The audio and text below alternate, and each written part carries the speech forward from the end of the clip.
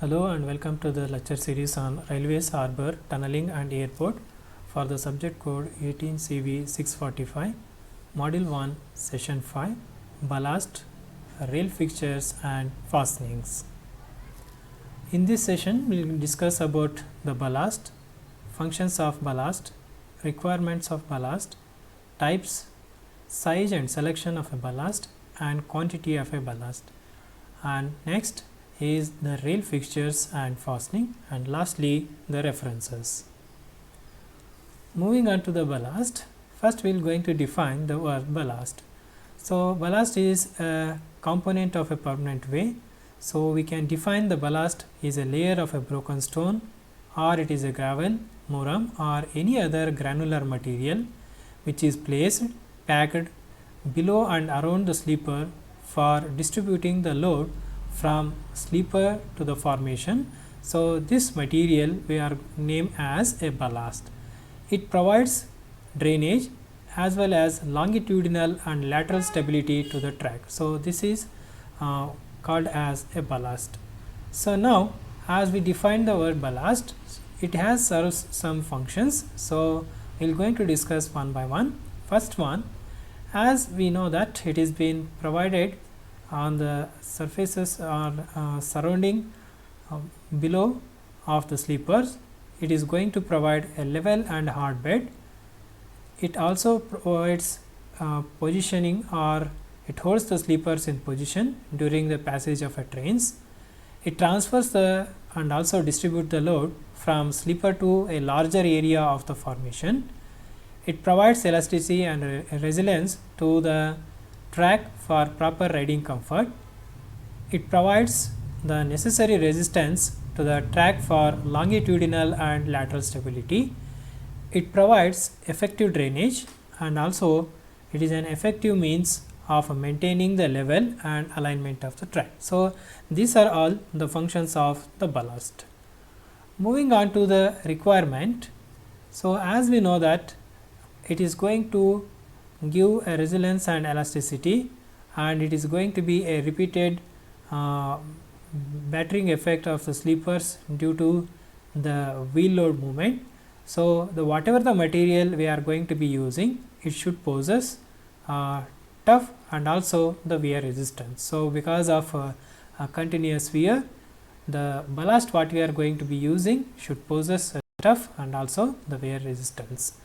It should also should not be crushed because of repeated moving loads.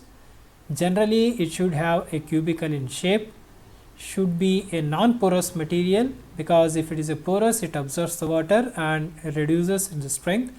Hence, whatever the ballast material we are going to be using should be a non-porous and should not absorb the water.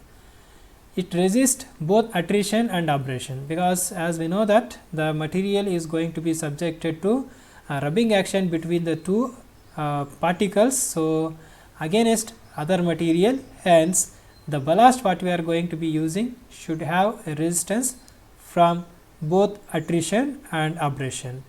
Whatever the ballast material we are going to be using, it should be durable, it should not be not get pulverized easily, and it should not be disintegrated under adverse weather condition. It means it should not have any fractures and fissures, so that it is going to be serves for a longer duration due to adverse weather conditions. So adverse weather means, so there is a moisture variation, that is due to a rainfall or excessive heat may going to draw the water from inside the matrix. So whatever the thing, so ballast should be durable from this adverse weather condition. It should allow for a good drainage of water, and also it should be cheap and economical. So whatever the material used as a ballast should also be cheaper and economical from the construction point of view. Moving on to the types of ballast. So as we discussed its requirement and also the functionality, we are going to be using different types of ballast. So this types is based on the materials used as a ballast material. First one is a broken stone. Next is a gravel or river pebbles or shingle. Next is ashes or a cinder. sand, muram, concur, brick ballast, blast furnace slag ballast, and selected earth. So these are different types of ballast we are regularly using it in the railway construction. Next is the size and section of a ballast. So we know what are the different materials we are using it. So how do you going to select its size? So there is a criteria. The size of the ballast used is usually varies from 1.9 centimeter to 5.1 centimeter with respect to the gauge. So whatever the gauge we are being selecting, so based on that one, the size of the ballast is going to be used. The depth of the ballast under the sleeper is once again an important factor, because the load carrying capacity and uniform distribution of a load is going to be considered with respect to the selection and size of the ballast. Next is the width of the ballast is also an important because of its lateral strength, which provides for the track. It depends upon the quantity of the ballast used at the ends of the sleeper. So usually from the edge of the sleeper, how much width we are going to be providing. So it is going to be provides lateral strength to the track. So usually that is going to be varied from 38 centimeter to 43 centimeter from the end of the sleeper as it is going to be computed. So Indian standards is going to recommend this width of the ballast for the section, and the depth of the ballast is going to be based on the stresses, overlapping of the stresses. So this is going to be based on the pressure bulb. So the formula is the sleeper spacing is going to be considered as a S. Then if it is going to be the sleeper spacing is nothing but the width of the sleeper plus 2 times the depth of the ballast, or otherwise if it is going to be only the depth of a ballast is going to be equal to whatever the sleeper spacing we are going to be providing minus the width of the sleeper we are being providing divided by 2 is going to be the minimum depth of ballast. So this pressure bulb is going to be explained in the next slide. So this is a rail section. So we are going to be providing the sleeper for the transfer of a loading. So each axle is going to be having a wheel. So this wheel load is going to be put on the sleeper. So this is going to be the sleeper spacing S, and whatever the stresses pressure, it is going to be overlapping. So that is at an angle of 45 degree. So to avoid the overstressing, the minimum depth dB is going to be provided. So that is by using the formula, the sleeper spacing. So that is how much the sleeper we are being provided. So then minus of whatever the width of the sleeper we are being providing divided by 2. So that is exactly at the center point. So that is the depth of ballast we are going to be providing. So whatever the numerical we are going to be getting it, so that is going to be the minimum depth. Moving on to the quantity of a ballast. So we know what could be the sizes, then the depth we are going to be providing it. So next is the quantity of a ballast. So try to remember these values, that is a quantity. So as these are going to be required in numerical problems for the calculation of a materials. So just have a glance. So in the type we are going to be having a width of a ballast. So we are going to be concerned with different types of a gauges, that is a broad gauge, meter gauge, and a narrow gauge. Coming to the first, that is a width of a ballast. Suppose if it is a broad gauge, it should be around 3.35 centimeter. Similarly for meter gauge it is 2.25, and for narrow gauge it is 1.83 centimeter. Similarly for the depth of ballast is going to be varied. For broad gauge it is from 200 mm or 20 centimeter to 25 centimeter. For it is a meter gauge, it is going to be 15 to 20 centimeter, and for narrow gauge it is going to be 15 centimeter. So overall the quantity of a ballast which is required for 1 cubic per meter length. So material required in cubic meters for broad gauge is going to be 1.036, and similarly for meter gauge is 0.071, and similarly for narrow gauge it is 0.053. So try to remember these three values. So and also if it is possible, the depth of ballast which is required for each type of the section. So, the same thing, it is graphically represented in the sketches. So, try to remember that is going to be called as the sleeper, these are going to be the rail.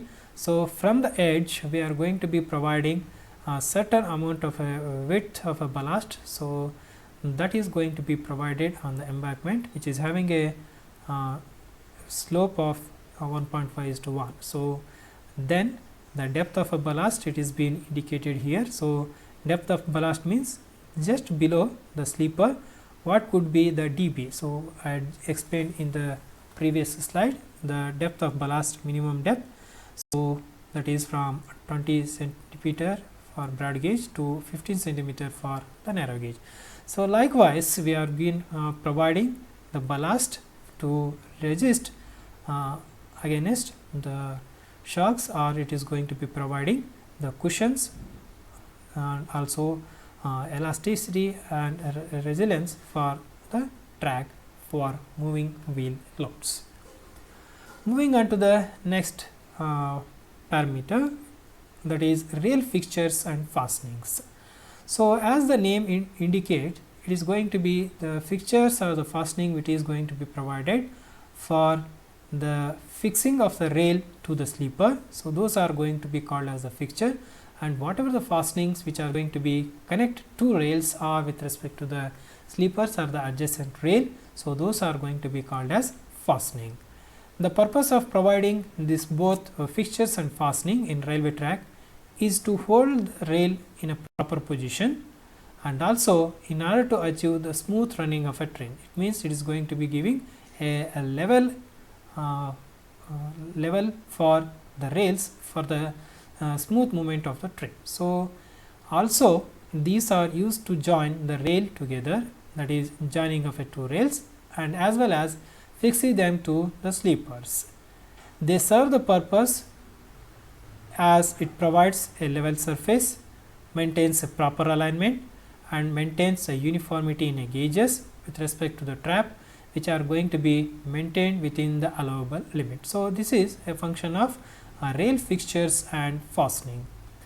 So, we are going to be discussing depending upon the type of rail or the purpose, what are the different types of fixtures and fastenings we are going to be use it. Say for example, if you want to just join the two rails, so we can use type of fixture or the fastening in the forms of fish plates or combination of fish plates or bolts and a nut. So, these combinations we can use it for joining rail and rail only. Suppose if you are going to be join rail to the wooden sleeper, so that is a combination of a rail and a sleeper if it is going to be the wood. So, the fixtures are going to be the dog spike, or it is a fang bolt, or a screw spike, or a bearing plate. So, these combinations we can make use of it while we are going to be join a rail with respect to the wooden sleeper. Similarly, if you want to join a rail with respect to a steel sleeper, okay, so for this combination the fixtures are going to be the loose jaw, or it is going to be key, or it is going to be the liner. So, if it is a combination of key and a liner and a jaw. Similarly, if you want to provide elastic fastening which are going to be used for the concrete, because it is a harder surface, to avoid the cracking and to have the elastic property or a resilience. So, we are going to be providing elastic fastening. Similarly, for steel and also for the wooden. So, we may use the fixtures or the fastening in the form of elastic or a panroll clip, or it is going to be Indian Railway numbering 2020 clip, or HM fastening, or MCL insert, or rubber pad, or nylon liner. So, these are different types of fixtures we are going to be used depending upon the purpose or the types we are going to be fix railway with respect to different combinations of the sleepers. So, now moving on to the important types of fixtures we are commonly using as a part of a permanent way are going to be named. So, first one is a fish plate, next is a spike. So, under these spikes we are going to be having a dog spike, screw spikes, round spikes, standard spikes and elastic spikes. So, these are different types of spikes we are going to be using it. So, next is the bolts. So, in the bolts we are going to be having dog or hook bolts, fish bolt, rag bolt, fang nut and a bolt. So, these combinations we are going to be using in the form of bolts. Moving on to the next type of a fixture, it is called as a chairs. So, it may be cast steel chair or mild steel or cast steel iron slide chairs. So, these we are going to be used for the chairs as a fixture. And next is the blocks. So, these blocks might be of the type heel block, distance block, crossing block and check block. So, these type of blocks we are going to be using in the form of the rail fixtures and the fastening. Moving on to the next heading, that is called as a key. So, whenever we are going to be used as a wooden keys for cast iron chairs, then mild steel keys and steel trough sleepers, stud key, Morgan key, cutter and tie bar. So, these are different types of keys can be used for as a fixture or the fastening. Moving on to the next one, that is called as a plate. So, in the plate we are going to be having a bearing plate, then the saddle plate. So, these combinations starting from fish plate to the bearing plate we are going to be using depending upon the types of a rail and the sleeper combinations we are going to be using in the network. So, moving on to the first one, that is a fish plate. So, what are the requirement of a fish plate? So, just look at this image. So, this part I section is going to be the rail. So, that is going to be the flat footed rail. So, another rail is going to be joined by using this plate. So, this plate we are going to be called as a fish plate, and whatever the bolt it is going to be connected, and those bolts are going to be called as fish bolt. So, now move on to the requirement of a fish plate. So, fish plate, as I said, it connects to rail. So, hence it is going to support the underside of the rail and at the top of the foot. So, it means from the bottom of this to the top of the footing, it is going to be giving a connectivity and the support.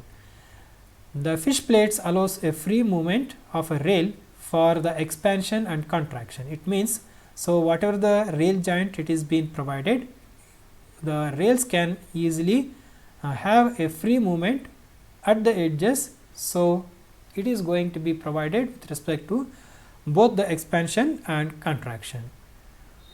Fish plates also bear the stresses which are due to the lateral and vertical bending movement, and also it absorbs the shock which is provided by the repeated wheel movement over the expansion joint. So, that is, if the wheels are going to be moving near to the joint, so those shocks are going to be absorbed by this fish plate. Next, it holds the end of the rail both laterally and horizontally and in vertical line. So, and lastly, the fish plate is going to wear due to the impact and expansion and also the contraction. So, it should be resist. So, the impact, expansion and contraction. So, these are the requirement of the fish plates. Moving on to the next type of a fixture is going to be dog spike. So, dog spike is going to be used when we are going to be using a flat footed rail to the wooden sleeper. So, for this combination to hold the rail with respect to the sleeper, we are going to be using dog spike. So, advantage of this spike is that they are cheaper, easier to fix it and easy to remove it. Just look at this image. So, this is just like a nail. So, it is having a chamfered end and tail. So, suppose if you are going to be pushed, so this is going to be hold the rails footing here and it is going to be inserted into the wooden sleeper. So, this is the advantage. The disadvantage is that due to the wave action of the rail will going to result the loosening of this type of spike may going to cause a creep on a rail. So, this is the only disadvantage we can have it in the dog spike. Next type is going to be the screw. So, as we know that the dog spike is not going to be having any groove, it is a softer surface. So, hence there may be a chances of what is going to be called, it causes a creep. So, to avoid this one, next is going to be used is the screw. So, just look at the image. So, we are going to be having the helical grooves. So, these are going to be called as a screw spike, or it is also called as a coach screw or rail screw. These are going to be having a V thread. So, as I explained, so it can be used as a fastener for the rail and for the timber sleeper. So, the heads are going to be a circular. So, the head is going to be the circular with a square projection. So, this is going to be the square position. It is going to be a projected outward. So, these spikes have more than double holding the power of the torque spike, and also it is resistance against the lateral thrust for the better weight. So, because of this screw, it is also going to be resisting the lateral thrust, and it is going to be double the capacity of torque spikes because of this what we say the fastening or screws. Moving on to the next type of a rail fixture, it is called as a round spike. So, as the head of this type of a spike is going to be a cylindrical or a hemisphere, hence it is called as a round spike. So, these are used to fix a bull headed, that is a BH type of a rail to the wooden sleeper. So, previously these dog spikes are going to be used for flat footed with a wooden sleeper, whereas in case of a bull headed rail and a wooden sleeper, we are going to be using a round spike. So, also it is going to be used for fixing the slide chair, especially with respect to the points and crossing, and these are going to be having a limited use because of this blunt end. So, this is the only limitation with respect to round spike. Moving on to the next one, it is called as a standard spike. So, these are used for cast iron chairs only to fix up the timber sleeper. So, whenever we are going to be having a cast iron chair with respect to a rail and a timber sleeper, so we are going to be using a standard spike. So, this standard spike is going to be having a taper which is going to be having a 1/3 slope and 2.2 centimeter as a circular head. So, then it is going to be 1.25 centimeters of a tapered end. So, these standard spikes are going to be used for timber sleepers. Next is elastic spike. To avoid the creep, dog spikes are fixed. Okay. So, to avoid the creep, we are known that in the previously I explained, it is going to be dog spike. So, these types of spikes are introduced by the Elastic Rail Spikes Company Limited. Advantage is that, so whatever the spikes we are going to be provided, so it will absorb the wave action without getting into the losing. So, it is going to be hold firmly the foot of a rail, and it will absorb whatever the waves it is been created due to the movement of wheels of the train. So, it provides a better grip and results in reduction over the wear and tear of the rail and also with respect to the creep. So, this is the advantage of elastic spike. Coming to the next type of fixtures and the fastening. So, those are going to be called as a screw type. So, now we are going to be come across with bolt type. So, in the bolt we are going to be having a dog or hook bolt. So, this is a dog or a hook bolt type when sleepers are going to be resting on a girder of a bridge. So, in such cases, so we can't use the screw type or any other type. So, we are going to be using in the to have a proper gripping, the top flanges of the girders are fixed with the dog bolts. So, that is a screw and a nut assembly. So, we are going to be using these bolt types or hook bolt types for as a fixture. So, the dog bolt will going to be having two types. One is a straight lip and another one is going to be the sloping lip. So, straight lip means for securing a sleeper for plate and a girder span. So, we can use the straight lip, whereas in to secure the sleeper to the joint of a span, so we are going to be using sloping lip. So next is going to be the fish bolt. So the fish bolts are nothing but, so as I shown you in the previous slide with respect to fish plate and a fish bolt, they are going to undergo the shears and also the heavy transverse stresses. So hence the bolt should be made with high carbon content or high carbon steel. So say for example, if rail section is 44.7 kg of a rail, the minimum diameter of a fish bolt should be 2.5 centimeter and it should be 12.7 centimeter length. So this is an identical example with respect to fish bolts has been concerned. The bolts should not be tightened too tight or loose. So as it is a general practice, so if it is going to be too much tightened, the bolts, that may be the stresses are going to be incorporated, or if it is going to be a loose, so always the chances of due to the continuous reaction, so the fish bolt or a fish plate may going to loosen. So that is the thing we should try to remember with respect to fish bolt. As a general practice, minimum of 4 bolts for fish plates are going to be used. So this is a general practice. Moving on to the next type of a bolt, it is going to be the rack bolt. So these are used to fix the longitudinal sleepers of a timber or a concrete to the wall of a ash pit. So whenever we are going to be fit this timber sleeper in the longitudinal direction or for a concrete against the walls of the ash pit, the rack bolts are going to be used. So next type of a bolt is going to be the flange and a nut bolt. So this is going to be the round bolt which is having a flange nut. So this combination is called as a flange nut bolt. So these are specially useful when we are going to fix the side chair to the sleeper. Suppose if you are going to provide side chairs to the sleeper, then the flange and nut bolts are going to be used. So they are also going to be used as an alternative to round spike, or it is a screw pike. Whenever we are going to be has a alternative, this flange nut bolt can be used. Next, moving on to the another type of rail fixtures, it is going to be called as a chair.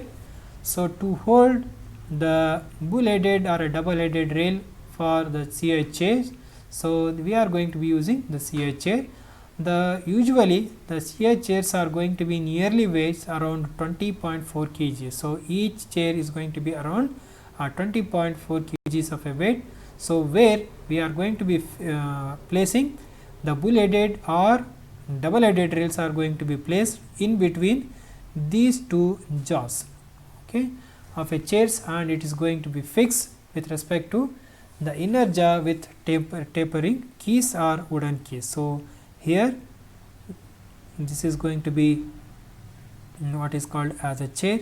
So it is being inserted, it may be BH or a DH, so it is being inserted, so over which the key, it may be wooden key or any tapered keys, are going to be provided to hold the rails in a proper position.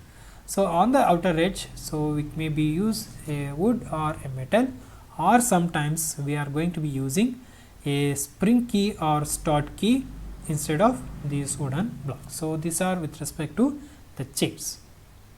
Next is the slide chair. So whenever we are going to be having a flat footed train, so when it is going to be having an adjoining of a sleeper, so we are going to be using the slide chair. So these are provided with the respective keys.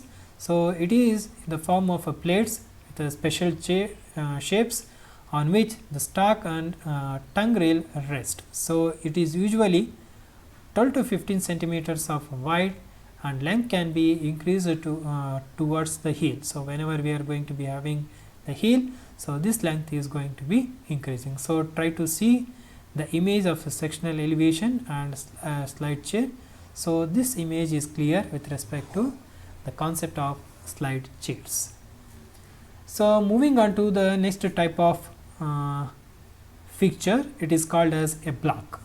So when two rails run very much closely, as in case of a chuck rail, the smaller blocks are going to be inserted in between the two rails, and it is been bolted to maintain against the required distance. So those are going to be called as the blocks.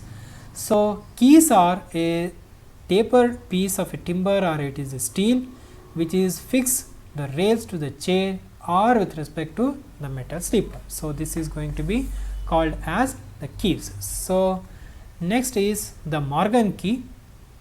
It is a type of key. So, as these are going to be patented by the Morgan, hence the name called Morgan keys. Usually it is going to be tapered in 1 in 32. Try to see the tapering section. It is going to be 1 in 32 having 18 centimeters of a length. So, length is 18 centimeter. Advantage of this one is they can be used as a left hand or a right hand key. So, in both the directions we can make use of it because of its geometry. They are light in weight due to double recess on the either side. It is versatile in nature. So, this is the advantage of Morgan key. Next is going to be the cotter and tie bar. So, whenever we are going to be providing with a steel sleeper, so we are going to be having the CS sleepers which requires a cotter and MS tie bar. So, these are used to connect the sleeper plate to the tie bar. A cotter is a wedge. So, this is going to be a wedge shaped plate with a split in horizontal and a vertical plane. So, each cotter is going to be approximately weigh around 360 grams. So, that is with respect to the cotter and tie bars has been concerned. And moving on to the next one, it is called bearing plate. So, as I explained, to distribute the load for a wider area and to absorb the shock, so we are going to be using the bearing plate. So, advantage is that it distributes the load for a larger area and it avoids sinking of a rail, especially when soft wooden sleepers are going to be used. It means it absorbs shocks and it provides a wider area for distribution of load. So, it also prevents rubbing action of a rail. So, it increases the lifespan. No edging of a sleepers are going to be required as it is being canted in a 1 in 20. So, the sleepers.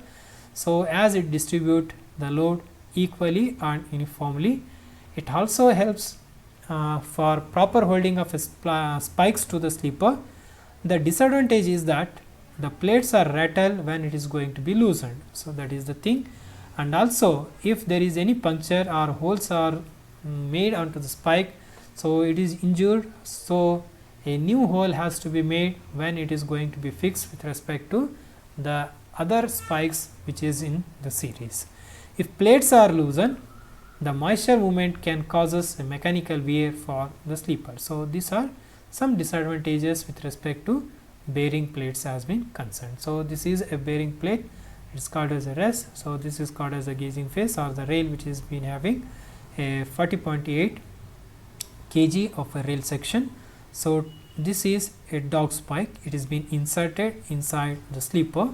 So, that is another dog spike, it is being provided to have a proper holding of this rail section. So, under it we are going to be having a bearing plate. So, these are all the standard references we are making it for the preparation of this session. So, once again the web references. Thank you.